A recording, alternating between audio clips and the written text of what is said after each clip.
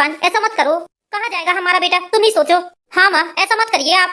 चुप करो तुम दोनों। यदि तुम लोगों ने इसका पक्ष लिया या इसे घर में रखने के लिए बोला तो तुम लोग भी इस घर से जा सकते हो। इस तरह का जो भी व्यक्ति इन दोनों से रिश्ता रखेगा उन लोगों से मेरा कोई रिश्ता नहीं रहेगा। कान खोलकर सुन लो ये बात। मेरे बार-बार मना करने के बाद भी तूने इस लड़की से शादी की है। तुझे पता है ना, मैं इस लड़की को बिल्कुल भी पसंद नहीं करती हूँ। यही सिला दिया है तूने हमारी परवरिश का। अरे हमने किस चीज की कमी रखी थी तेरी परवरिश में, ये बता। तूने आज तक हमसे जो भी मांगा हमने वो हर चीज तुझे दी है।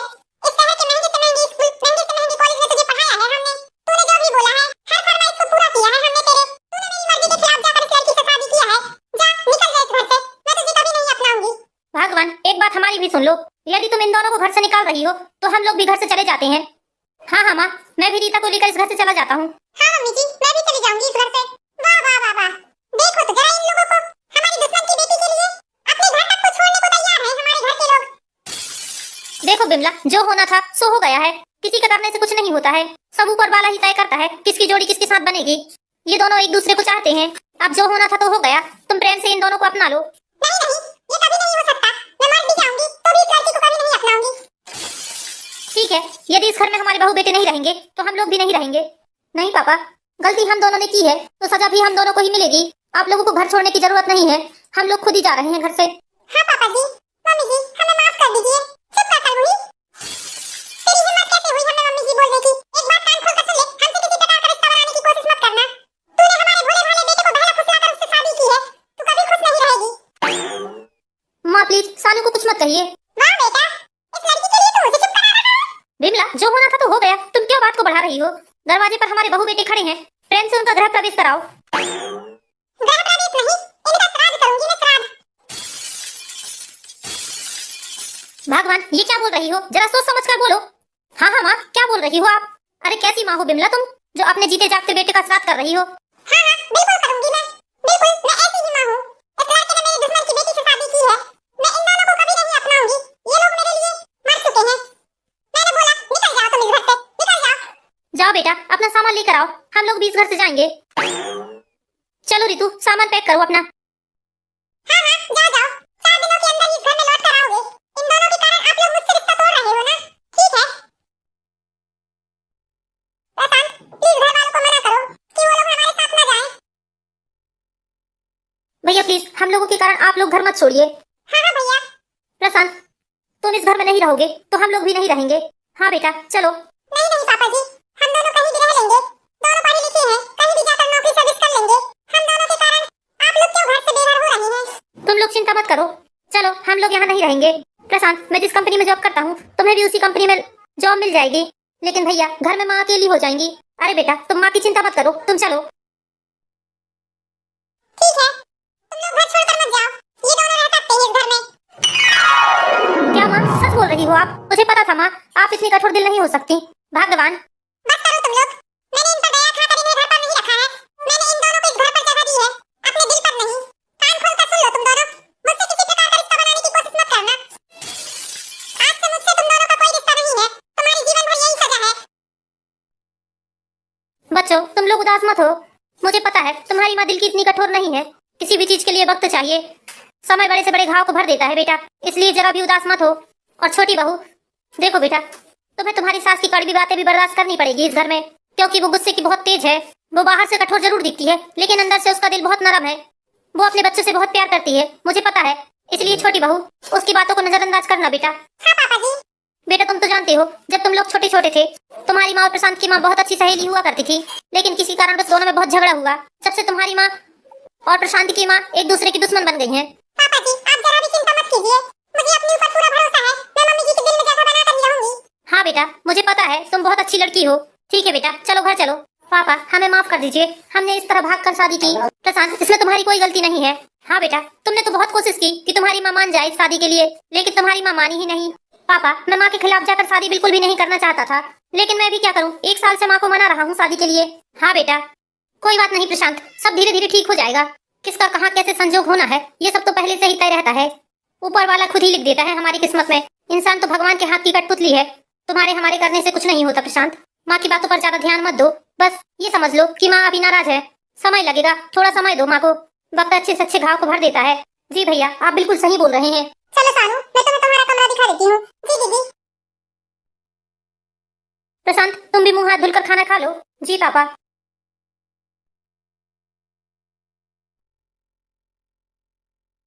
जल्दी से खाना बना लेती हूँ सभी के लिए। बहू एक बात कान खोल कर सुन लो। जी मम्मी जी बोलिए। वो कल मुही करम चली किचन के अंदर आना नहीं चाहिए।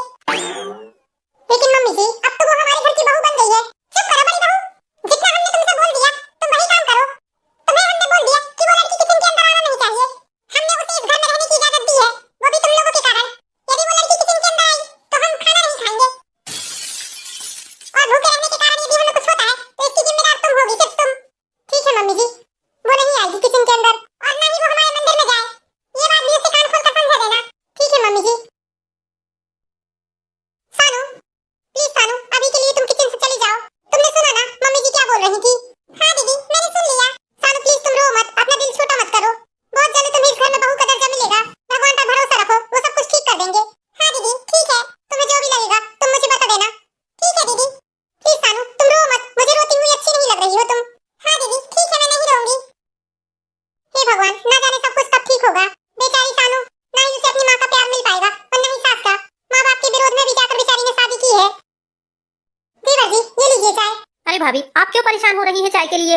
अब आपकी देवरानी आ गई है, थोड़ा आप भी आराम करो। अब सानू को बोलना था, वो बना देती चाय। वो देवर जी। क्या हुआ भाभी आप ऐसे? देवर जी मम्मी जी ने बोला है कि यदि सानू किचन में जाएगी तो मम्मी जी खाना पीना नहीं खाएंगी और यदि उन्हें कुछ होता है तो इसकी जिम्मेदार मैं रहूंगी। क्या ऐसा बोला माँ ने? हाँ देवर जी, लेकिन कोई बात नहीं देवर जी, सब समय से ठीक हो जाएगा। लीजिए आप चाय पिए। थैंक यू भाभी। दीदी प्लीज अब मुझे भी कुछ काम बताइए, मैं इस तरह बैठे बैठे नहीं रह सकती। सानू तुम चाय पी लो, उसके बाद आना मेरे पास। अरे सानू तुम चाय तो पियो, आज तुम्हारा पहला दिन है इस घर में, आज तो थोड़ा रेस्ट कर लो, कल से देखते हैं। ठीक है दीदी। प्रशांत सच में भाभी बहुत अच्छी है आपकी। हाँ सानू भाभी बहुत अच्छी हैं। रीता, रीता बहू। जी मम्मी जी। कल की आई है वो महारानी इस घर में, मैंने उसे एक गिलास भर से ऊपर करते नहीं देखा है। मम्मी जी क्या मम्मी जी, मम्मी जी उसे बोलो घर के ऊपरी काम करेगी, वो झाड़ू पोछा बर्तन करेगी। लेकिन मम्मी जी क्या लेकिन लेकिन, बैठे बैठे खाएगी क्या इस घर में वो? तुम ही अकेले क्यों परेशान हो रही हो? उसे बोलो कपड़े मशीन में डालेगी और झाड़ू पोछा बर्तन दोनों टाइम का करेगी वो। जी ठीक है मम्मी जी। मम्मी जी मुझे आपको एक खुशखबरी सुनानी है। खुशखबरी? कौन सी खुशखबरी? वो मम्मी जी आप दादी बनने वाली हैं और मैं माँ। क्या हम दादी बनने वाले हैं? बहू ये तो बहुत बड़ी खुशी की बात है, तुम इतनी बड़ी खुशी की बात ऐसे मुंह लटका कर क्यों बता रही हो? वो मम्मी जी मुझे लगा आप, अरे ये सब जाने दो, जाओ जाकर हमारे बेटे के हाथ मिठाई बुलवाओ, हम सारे मोहल्ले में मिठाई बांटेंगे। जी ठीक है मम्मी जी। क्या हुआ भगवान, बड़ी खुश दिख रही हो? अरे जी बधाई हो बधाई। अरे बाप रे, किस बात की बधाई देने लगी? कल तक तो तुम इतनी नाराज थी। बात खुशी की है इसलिए मैं बहुत खुश हूँ। आप दादा बनने वाले हैं और मैं दादी। रीता बहू पेट से है। अच्छा ये तो बहुत बड़ी खुशी की बात है। तुम्हारे चेहरे की खुशी देखकर मुझे बहुत खुशी हो रही है। बहू को बताया है मैंने, वो मिठाई बुला रही है आकाश के हाथ। मैं खुद ही जाकर पड़ोस में बांट कर आऊंगी अपने हाथों से मिठाई। हाँ हाँ भगवान क्यों नहीं। बिमला, ओ बिमला, बिमला कहाँ चली गई? आओ आओ जीजी, खड़ी क्यों हो? बिमला बड़ी खुश दिख रही हो। हाँ हाँ जीजी खुशी की बात ही है। अच्छा तुम्हारी बहू आ गई है ना छोटी वाली, इसलिए तुम बहुत खुश हो। लेकिन बिमला तुम तो बड़ी कंजूस निकली, ऐसे बच सके इसलिए तुमने कोर्ट मैरिज करवा दी अपने बेटे की। अरे ऐसे भी कंजूसी किस काम की? वैसे बढ़िया किया तुमने, हर वाला गाना फिट करी, रंग चोखा की चोखा। और ये पड़ोस की बहू आ गई है तुम्हारे घर में, मोहल्ले में ही समझाना है तुम्हारा। जिजी बिना सोचे समझे ही कुछ भी बोल रही हो तुम। अरे हमने क्या गलत बोला है बिमला? हम तो बस तुम्हें बधाई देने के लिए आए थे बिमला। अब हमें क्या मालूम था कि तुम्हें इतना बुरा लग जाएगा। हाँ वैसे भी बुरा लगना भी चाहिए, तुम तो दूसरे लोगों को बहुत नाम रखती थी। याद करो वो गुप्ताइन, जब गुप्ताइन की बेटी ने भाग कर शादी की थी तो तुमने उसे कितना कुछ सुनाया था। अब वो तुम्हें मिलेगी तो तुम्हें कितना सुनाएगी। वैसे कोई बात नहीं बिमला, गुप्ताइन की बेटी ने भी भाग कर शादी की थी और तुम्हारे बेटे ने भी भाग कर शादी कर ली। अब तो तुम दोनों ही एक सी कैटेगरी में आ गए। वैसे कहाँ है तुम्हारी बहू? दिख नहीं रही है। जीजी उसे हमारी बहू मत बोलिए, वो हमारी बहू नहीं है, इसलिए उससे हमारा कोई भी रिश्ता नहीं है। और हमें पता है आप हमें यहाँ चार बात सुनाने के लिए आई हैं, आप यहाँ किसी काम से नहीं आई हैं, आप तो बस जले पर नमक छिड़कने आई हैं। तुम तो बुरा मान गई। ठीक है बिमला हम चलते हैं, हमें थोड़ा काम है। माँ उस आंटी क्यों आई थी? क्यों आएगी, हमारे जले में नमक छिड़कने आई थी वो। तुम्हें पता है बेटा, आज इस नालायक के कारण हमें जिज्जी ने कितना कुछ सुनाया है। ये तो शुरुआत है, आगे आगे देखो हमें क्या कुछ नहीं करना पड़ेगा। माँ आप मोहल्ले वालों की बातों पर ध्यान मत दीजिए, सारी बातों को भूलने की कोशिश करिए। नहीं ये कभी नहीं हो सकता,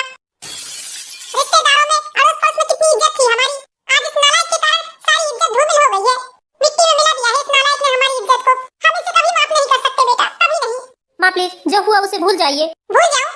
क्या भूल जाऊं? ये बता। जाकर उस लड़की को पहले तलाक दे दे, तो मैं सब कुछ भूल जाऊंगी। दे सकता है तलाक? नहीं दे सकता ना?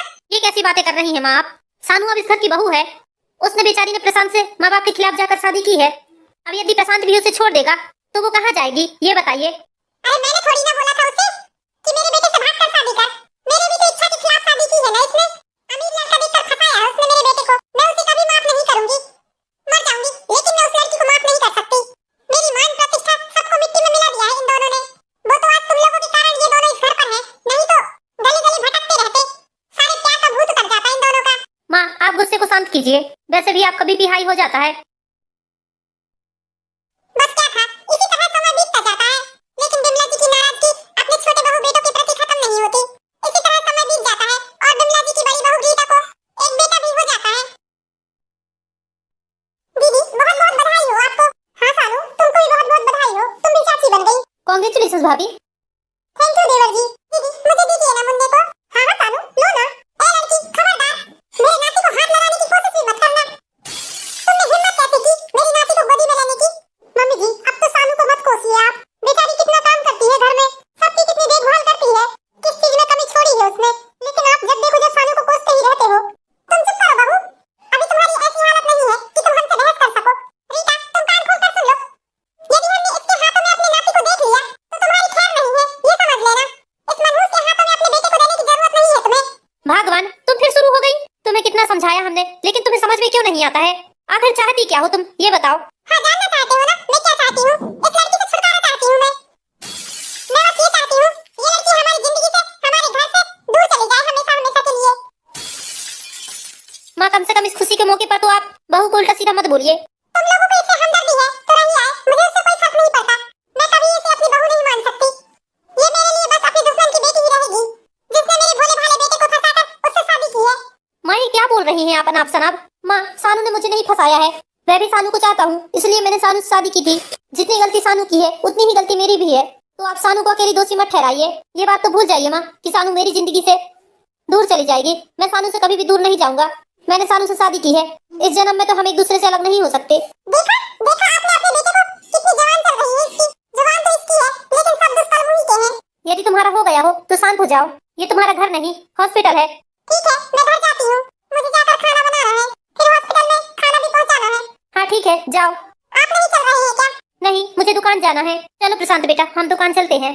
ठीक है पापा चलिए। जाते जाते मुझे घर छोड़ देना। ठीक है चलो। पापा आप माँ को लेकर चलिए, मैं सानू को लेकर आता हूँ। हाँ ठीक है बेटा चलो, सानू को भी घर छोड़ना पड़ेगा। ठीक है तुम लोग जाओ, मैं हॉस्पिटल में ही रुकता हूँ। ठीक है भैया। ठीक है दीदी हम लोग भी चलते हैं। हाँ सानू अपना ख्याल रखना, दिल छोटा मत करना। जी दीदी ठीक है, आप भी अपना और मुन्नी का ख्याल रखना। हाँ सानू ठीक है। जल्दी से खाना बना लेती हूँ। मम्मी जी लाइए मैं खाना बना देती हूँ, आप अकेली परेशान हो गए, तुझे मेरी चिंता करने की जरूरत नहीं है।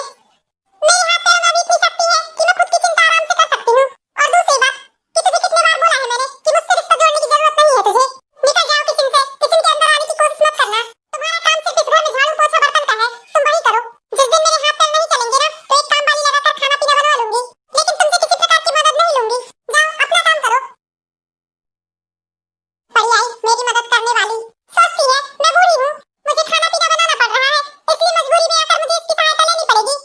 लेकिन इसे बता दूं मैं कि इतनी भी बूढ़ी नहीं हूँ कि मैं 4-6 लोगों को खाना पीना ना बना सकूं। मर भी जाऊंगी तो भी इसकी मदद नहीं मांगूंगी। बर्तन रखने के बहाने किचन के अंदर घुसने की हिम्मत मत करना लड़की।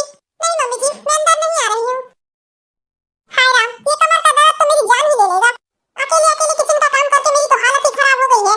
विमला छोटी बहू की मदद क्यों नहीं ले लेती हो तुम?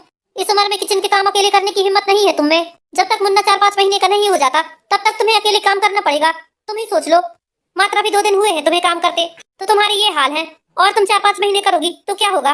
मर भी जाऊंगी तो भी मैं उसकी मदद नहीं लूंगी। मेरे हाथ पैर में इतनी शक्ति है कि मैं सारे घर के लिए खाना बना सकती हूँ। जिस दिन हाथ पैर नहीं चलेंगे उस दिन एक काम वाली लगवा लूंगी, लेकिन उस कामजनी कलमुही से मदद नहीं लूंगी। इस भूल में मत रहना आप कि मैं उससे मदद लूंगी। जब तुम्हें छोटी बहू से इतना ही परहेज है तो उससे कपड़ा झाड़ू बर्तन क्यों करवा रही हो? वो भी मत कराओ। तुम्हारे कपड़े धो रही है, वो घर में झाड़ू लगा रही है, सारे घर वालों के बर्तन मल रही है, सारा काम तो कर रही है, सिर्फ एक किचन छोड़कर। इतनी ही बात वाली हो तो ये काम भी मत कराओ उससे। अच्छा तो आपके कहने का मतलब क्या है कि हम उसे यहाँ पर फुकट में खाना खिलाएं? बहते नहीं आ रहा है हमारे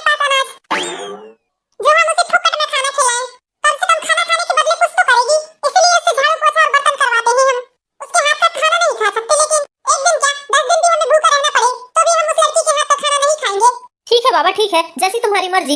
हमें फालतू को ज्ञान देने की जरूरत नहीं है, अपना काम हम खुद कर लेंगे। तो जाओ इसी बात पर चाय बना कर लेके आओ, चाय पीने का बहुत मन कर रहा है। ठहरो जरा, अभी थोड़ी देर से बना दूंगी मैं चाय। तुम कहो तो मैं बहू से बोलकर चाय बनवा लेता हूँ अपने लिए। कोई जरूरत नहीं है, मैं हूं ना, मैं खुद तुम्हें चाय बना कर दूंगी। तुम क्या सोच रहे हो कि मेरे हाथ पैरों में इतनी शक्ति नहीं है कि मैं तुम्हारे लिए चाय बना सकूं? तुम बिल्कुल गलत सोच रहे हो। अरे भाई मैं कहाँ, मेरी इतनी हिम्मत कहाँ जो मैं तुम्हारे बारे में इतना गलत सोच सकूं। ठीक है तुम ही बना कर ला देना चाय। हाँ हाँ बना दूंगी मैं, लेकिन तुम कहो कि उस लड़की से किसी प्रकार की मदद ले लूं तो बिल्कुल नहीं लेने वाली हूं मैं। मरते भी रहूंगी तो उस लड़की से एक गिलास पानी नहीं मांगूंगी। ये बात कान खोल कर सुन लेना तुम, और तुम मुझे बिल्कुल भी फोर्स मत करना उस लड़की से किसी प्रकार की मदद लेने के लिए। वो मेरे लिए सिर्फ मेरी दुश्मन की बेटी है और हमेशा रहेगी। मेरे भोले भाले बेटे को उसने अपने जाल में फंसाया है। मैंने खाना बना दिया है, हॉस्पिटल चले जाओ तुम खाना लेकर। हाँ ठीक है लाओ दे दो। ये लो आपकी चाय। ठीक है अब मैं चलता हूँ दुकान। ठीक है मैं दुकान चलता हूँ बिमला। हाँ ठीक है जाइए। बड़े आए बहू के हितैषी, जब देखो तब उसका ही गुणगान गाते रहते हैं। कौन सी मोहिनी दे दी है इस कलमुही ने, कुछ जादू की प्रिया लेकर आई होगी इस घर में लगता है। सारे घर वाले उसी की तरफ बात करते हैं, देवी बना कर रखा है उसे देवी, भगोड़ी कहीं की। मेरे भोले भाले बेटे को बहला फुसला कर उससे भाग कर शादी कर ली। नहीं तो मेरा बेटा कभी भी ऐसा नहीं था। मेरी मर्जी के खिलाफ मेरा बेटा कभी नहीं जा सकता था। जब तक इसकी शादी नहीं हुई थी तब तक मेरा बेटा मुझसे बिना पूछे कुछ भी काम नहीं करता था। उसे कौन से स्कूल में जाना है, कौन से कॉलेज में जाना है, क्या करना है क्या नहीं करना है, ये सब मैं ही उसे बताती थी। और अब देखो, अब तो इस कलमुही ने ऐसा जादू किया है कि अपनी माँ से बात करना तक पसंद नहीं करता। मेरा बस चले ना तो धक्के मार कर निकाल दूं इस लड़की को घर से। लेकिन क्या बताऊं, घर वालों के सामने मेरी चलती नहीं है जरा। मोहल्ले में मिठाई भी बांटने जाना है मुझे, लेकिन घर के सारे काम भी तो करना है मुझे। यदि मिठाई बांटने चली गई तो घर के काम रह जाएंगे। एक काम करती हूँ, जल्दी जल्दी सारे घर के काम कर लेती हूँ, फिर मिठाई बांटने जाऊंगी। मोहल्ले पड़ोस के लोगों को भी तो पता चले मेरा नाती हुआ है। अरे मर गई रे, बचाओ कोई, हे राम बचाओ, हे भगवान कोई तो बचाओ मुझे, कोई तो बचाओ। मेरी कमर गई, मेरी कमर की हड्डी टूट गई। मम्मी जी क्या हुआ आपको? चलिए मम्मी जी उठिए, खबरदार जो मुझे हाथ लगाया तो। मम्मी जी अभी गुस्सा करने का समय नहीं है, प्लीज मम्मी जी आप उठिए। लाइए मैं पकड़ कर उठाती हूँ आपको। मैं यहाँ पड़ी पड़ी मर भी जाऊंगी तो भी तेरा हाथ नहीं लगने दूंगी। चले जाओ मेरी नजरों के सामने से, प्लीज मम्मी जी जिद मत कीजिए, उठिए चलिए। घर पर कोई भी नहीं है मम्मी जी, जा वो पड़ोस के लड़के को बुला के लाना, वो मुझे उठा कर ले जाएगा। मम्मी जी मैं हूँ ना, मैं आपको उठा कर ले चलती हूँ, चलिए। मेरी कमर तू जाती है कि नहीं? जा जाकर उसे बुला कर लेके आ। कोई तो बचाओ मुझे, प्रशांत, आकाश। मम्मी जी पड़ोस में कोई भी नहीं है। हे राम, हे भगवान, मम्मी जी ज्यादा जिद मत कीजिए, चलिए आपको हॉस्पिटल जाना है। अरे राम मर गई, तू मुझे हाथ भी मत लगाना, मैं बता देती हूँ। आकाश बेटा, मयंक बेटा, जल्दी आओ, कोई तो आओ, सुन रहे हैं क्या जी? मम्मी जी घर पर कोई नहीं है, प्लीज मम्मी जी उठिए, मैंने एम्बुलेंस को फोन कर दिया है। चलिए मम्मी जी चलिए प्लीज, मम्मी जी चलिए ना, मेरी बात मान लीजिए। हे भगवान मेरी जान ही निकल रही है। मम्मी जी मेरी बात मान लीजिए, इतनी जिद ठीक नहीं है। वो तो मैं बहुत मजबूर हो गई हूँ, इसलिए तुझे अपने आप को छूने दे रही हूँ, वरना वरना मैं तो। हाँ हाँ मम्मी जी मैं जानती हूँ, लेकिन अभी आप कोई जिद मत कीजिए, प्लीज उठिए। ले पकड़ उठा मुझे। मम्मी जी डॉक्टर साहब आपकी रिपोर्ट लेकर आते ही होंगे, आप चिंता मत कीजिए। मैंने बड़े भैया को, इनको और पापा जी को फोन लगा दिया है, वो लोग भी पहुंचते होंगे हॉस्पिटल। देखिए मैडम इनकी रीढ़ की 2 हड्डियां टूट गई हैं। अब क्या होगा डॉक्टर साहब, मम्मी जी ठीक तो हो जाएंगी ना? हाँ हाँ ठीक हो जाएंगी, लेकिन इनका ऑपरेशन करना पड़ेगा हमें। डॉक्टर साहब कुछ भी कीजिए, लेकिन बस हमारी सासू माँ को जल्दी से ठीक कर दीजिए। हाँ हाँ मैडम आप बिल्कुल भी चिंता मत कीजिए, जल्द से जल्द इनका ऑपरेशन शुरू करना पड़ेगा। जी डॉक्टर साहब। चलिए आप फॉर्म में साइन कर दीजिए। बिमला तुम्हें क्या हो गया, तुम ठीक तो हो ना? नहीं जी मैं बिल्कुल ठीक नहीं हूँ, मेरी कमर गई। माँ आप ठीक तो है ना? नहीं बेटा मैं ठीक नहीं हूँ। नर्स जल्दी आइए, पेशेंट को ऑपरेशन थिएटर पर लेके चलिए। देखिए ऑपरेशन तो हो गया है, इन्हें ठीक होने में कम से कम 1 महीने तो लग ही जाएंगे। 1 महीने ये सारा काम बिस्तर में ही करेंगी। आपको इनका बहुत ख्याल रखना पड़ेगा क्योंकि इस उम्र में थोड़ी दिक्कत ही होती है। 1 हफ्ते बाद इनकी छुट्टी हो जाएगी। जी डॉक्टर साहब आप बिल्कुल भी चिंता मत कीजिए, मैं मम्मी जी का अच्छे से ख्याल रखूंगी। भैया पापा आप लोग जाइए, आपको हॉस्पिटल में दीदी के साथ भी रहना है, दीदी वहाँ अकेली है, यहाँ हम दोनों रुक जाते हैं। ठीक है सानू, माँ का ख्याल रखना, मैं शाम को आता हूँ। जी भैया। पापा चलिए आपको भी दुकान जाना है, यहाँ सानू और मयंक रुक रहे हैं। हाँ बेटा चलो, वैसे भी हॉस्पिटल में ज्यादा लोग नहीं रुकते। इस तरह बिमला जी की छोटी बहू ने बिमला जी की बहुत देखभाल की। बिमला जी अपने पैरों पर खड़ी भी नहीं हो सकती थी, सारी नित्य क्रिया बिस्तर में ही करती थी बिमला जी। इन सब कामों की जिम्मेदारी सानू की ही थी। सानू ने बहुत देखभाल की अपनी सासू माँ की और बहुत साफ सफाई से रखती थी उन्हें। बिमला जी की ऑपरेशन को आज पूरा 1 महीना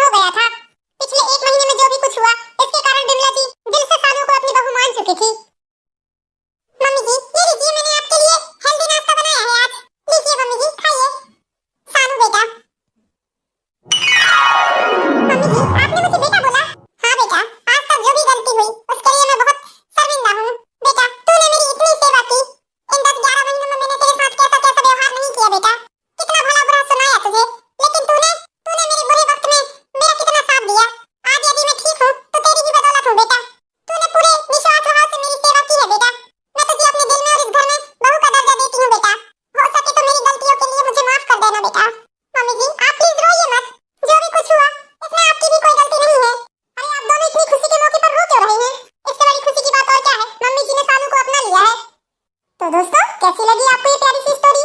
इसी तरह की प्यारी प्यारी मोरल स्टोरीज देखने के लिए हमारे चैनल पर एन ब्लॉग को लाइक कीजिए,